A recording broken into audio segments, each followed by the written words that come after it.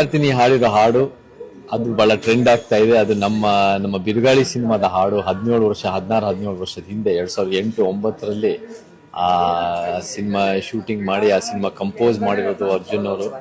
ಅದು ಬಹಳ ಜನರಿಗೆ ಇಷ್ಟ ಆಗ್ತಾ ಇದೆ ಇವತ್ತಿನ ದಿನ. ನನಗೆ ಬಹಳ ಸಂತೋಷ. ನಮಗೆ ಸಂಗೀತಕ್ಕೆ ಒಂದು ಟೈಮ್ ಅನ್ನೋದಿಲ್ಲ, ಸಂಗೀತ ಅನ್ನೋ ಒಂದು ಟೈಮ್ಲೆಸ್ನೆಸ್ ಅನ್ನೋದಿದೆ.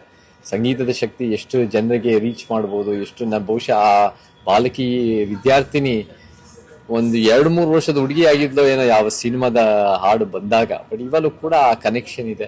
ಅಷ್ಟು ಚೆನ್ನಾಗಿ ಹಾಡು ಬಂದಿತ್ತು. ಮತ್ತೆ ನಾವು ಕೂಡ ಆ ಸಿನಿಮಾದ ಶೂಟಿಂಗ್ ಮಾಡಿದಾಗ ಮಲೇಷಿಯಾನಲ್ಲಿ ಶೂಟಿಂಗ್ ಮಾಡಿದ್ವಿ. ಅದು ಕೂಡ ಆ ನೆನಪುಗಳು ನನಗೂ ಕೂಡ ಇವತ್ತಿಗೂ ಜ್ಞಾಪಕ ಇದೆ. ಅಂಡ್ ಅದು ಜನರಿಗೆ ಇವತ್ತಿನ ಜನರೇಷನ್ಗೆ ಜೆನ್ಜಿ ಜನರೇಷನ್ಗೆ ಇಷ್ಟ ಆಗ್ತಾ ಇರೋದು ಖುಷಿಕರ ವಿಚಾರ ಅಂತ ಹೇಳಕ್ ಇಷ್ಟಪಡ್ತೀನಿ.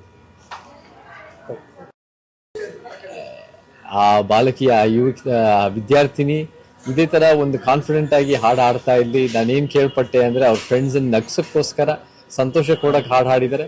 ಸಂತೋಷ. ಈ ರೀತಿ ಸಂಗೀತನ ಅವ್ರವ್ರ ರೀತಿನಲ್ಲಿ ಅವ್ರವ್ರ ಇಂಟರ್ಪ್ರಿಟೇಷನ್ ಅಲ್ಲಿ ಹಾಡು ಹಾಡಿದಷ್ಟು ಅದು ಇನ್ನು ಮ್ಯೂಸಿಕ್ಗೆ ಒಳ್ಳೇದು, ಕಲೆಗೆ ಒಳ್ಳೇದು, ಜನರ ಸಂತೋಷಕ್ಕೂ ಒಳ್ಳೇದು. ಸೊ ಈ ರೀತಿ ನೀವು ಮಾಡ್ತಾ ಇರಿ, ಜನರಿಗೂ ಸಂತೋಷ ಕೊಡ್ತಾ ಇರಿ.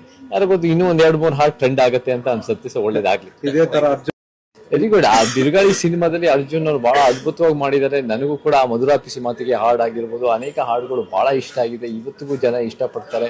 ಹೂವಿನ ಬಾಡದಂತೆ is a very melodious song. ಅದು ಆ ಸಾಹಿತ್ಯನೂ ಜಯಂತ್ ಕಾಯ್ಕಿಣಿಯವ್ರು ಬರ್ದಿದ್ದಾರೆ ಅನ್ಸುತ್ತೆ. ಅದು ಕೂಡ ಬಹಳ ಚೆನ್ನಾಗಿ ಬಂದಿದೆ. ಅಂಡ್ ಇವಾಗ ಬೇರೆ ಬೇರೆ ಮೀಡಿಯಾ, ಈ ರೇಡಿಯೋ ಸಿಟಿಗಳು ಅಥವಾ ಬೇರೆ ಬೇರೆ ಮೀಡಿಯಾನು ಅದನ್ನ ರೀಮಿಕ್ಸ್ ತರ ಮಾಡಿ ಬೇರೆ ಬೇರೆ ತರ ಫ್ರೆಶ್ ಆಗಿ ತರ್ತಾ ಇದ್ದಾರೆ. ವಂಡರ್ಫುಲ್. ಬಹಳ ಸಂತೋಷ. ಕಲೆಗೆ ಅದಕ್ಕೆ ಕೊನೆನೇ ಇಲ್ಲ.